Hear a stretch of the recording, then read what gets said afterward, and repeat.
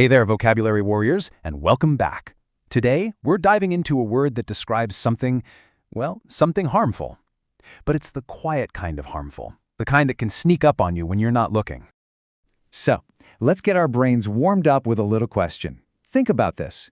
What's something that can harm you, but you might not even notice it's happening? Well, the perfect word to answer that question is our word of the day, pernicious. Okay, so what does pernicious actually mean? It describes something that causes harm in a really slow, gradual, or subtle way. So subtle, in fact, that you often don't even notice it's happening. Let's get the pronunciation right. It's pernicious. Say it with me. Pernicious. Perfect. Now, this is a tricky one to spell, so let's lock it in. I'm going to spell it out 3 times for you. Ready?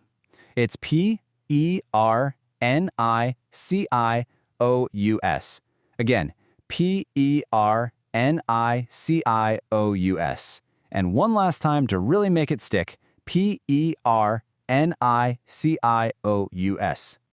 You know, a great way to really get a feel for a word is to look at its friends and its enemies, right? So the synonyms, words that mean something similar, are things like harmful, destructive, damaging, even dangerous. And then you've got the total opposites, the antonyms, words like beneficial, helpful, harmless, and constructive. See the difference?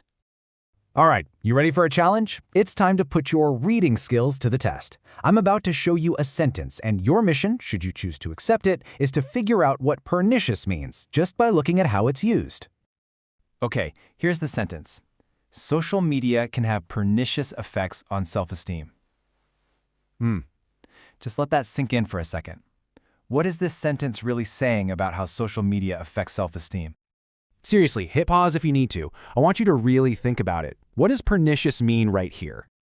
Ready for the answer? It means harmful, but specifically in that subtle, creeping, unnoticed way. It's not like a sudden punch, right? It's more like a slow, gradual chipping away at your confidence.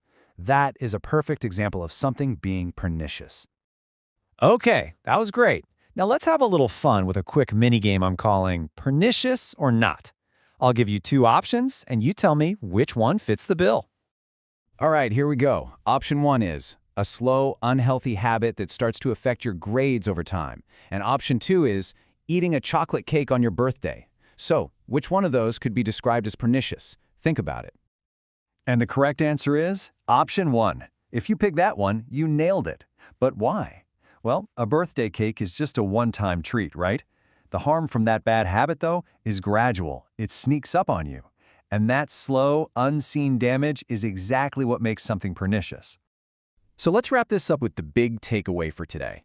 The key thing to remember is that not all harm is obvious. It isn't always loud or sudden. Sometimes, the most dangerous harm is the slow, subtle kind. And those things, well, those are pernicious. You all did some fantastic work today. Seriously. So, as you go about the rest of your day, I've got a little challenge for you.